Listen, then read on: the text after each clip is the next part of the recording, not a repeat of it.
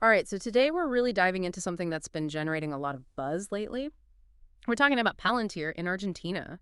You sent over a whole stack of stuff on this: articles, research papers, even some political analysis. It's a lot to unpack, but it definitely seems interesting. Yeah, it's a really fascinating situation. Yeah, It touches on tech, politics, global influence. It's got it all, really. Big implications. totally. Just so everyone's on the same page, we're talking about Palantir, this tech company. They're all about data analysis, and there's this potential link to Argentina's new president, Javier Milei. The thing is, Palantir's origin story, it's not your typical startup story, is it? No, not at all. See, Palantir was co-founded by Peter Thiel. A lot of people probably know him from PayPal, but get this at first.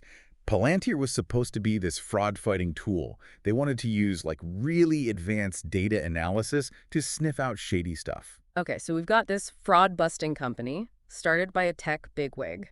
But then how does that same company become a major player in, like, intelligence agencies and government work? It's a pretty big jump. It is, and it kind of all goes back to 9/11. After the attacks, intelligence agencies, they were swamped with info. They needed something to help them connect the dots, and that's where Palantir came in.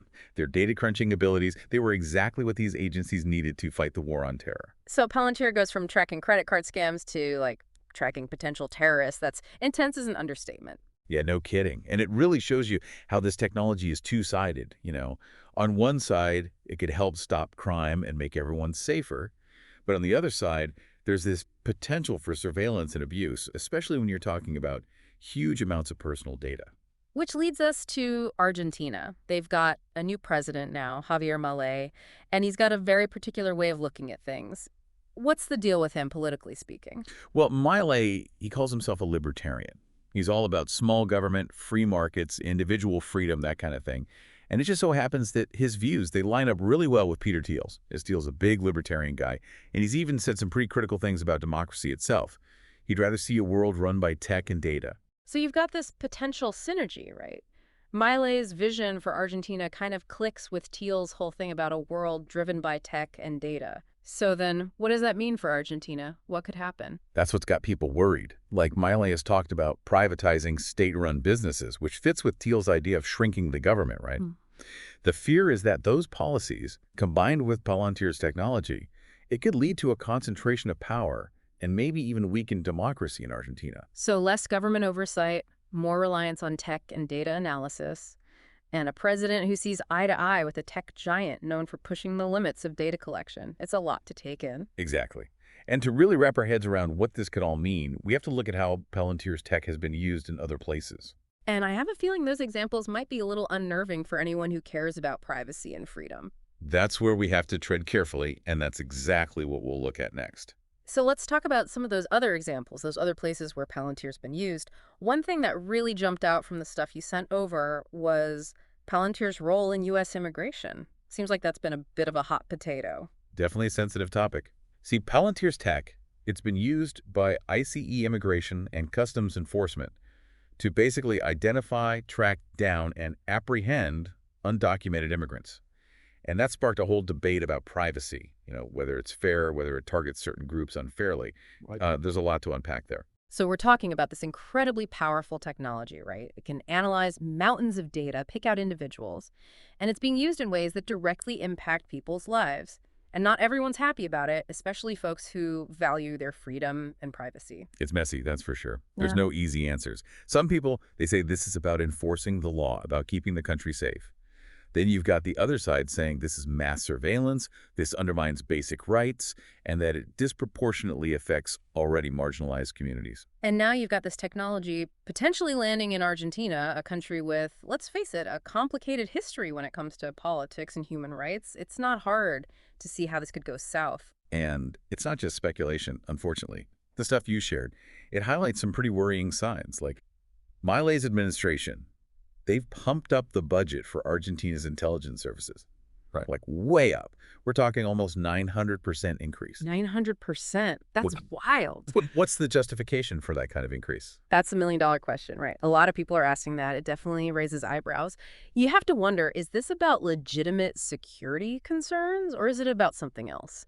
It's easy to see it as potential overreach, the government getting a little too much power. So there's this fear then that this new intelligence agency, with Palantir's tech in its back pocket and a ton of cash to throw around, it could be used for shadier stuff.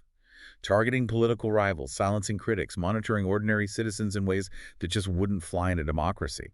Exactly. And it's not just an Argentina thing either. We've seen similar things in other Latin American countries. Governments using this kind of surveillance tech to crack down on journalists, activists, anyone they see as a threat. It's a pattern. Chilling is the right word for it. It's that whole slippery slope idea, isn't it? Tech that starts out with one purpose, maybe even a good one, but then it gets twisted, used for something way more sinister. That's the danger with this kind of tech. Yeah, it Okay. can be used for good or for bad. That's Mhm. why you need safeguards, transparency, accountability. You need to know it's not being abused. And that seems to be what's worrying people about Argentina right now.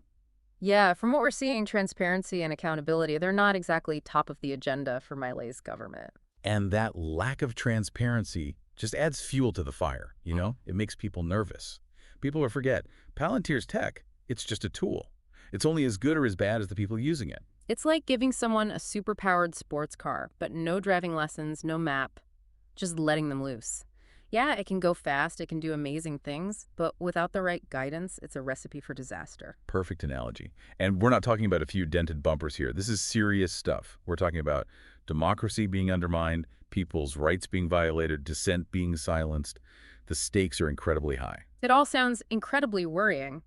But beyond these very real concerns about surveillance and the potential for, well, things becoming less than democratic, are there other implications of this whole Palantir Argentina thing that we need to be thinking about? Absolutely. We can't ignore the economic side of this. Milei's libertarian ideas, they play a big role here. Let's get into that. Okay. What are the potential economic impacts of this whole situation, this ideological shift, and Palantir's potential involvement? So one of Milei's big campaign promises was economic liberalization. A big part of that is usually privatizing state-owned companies and resources.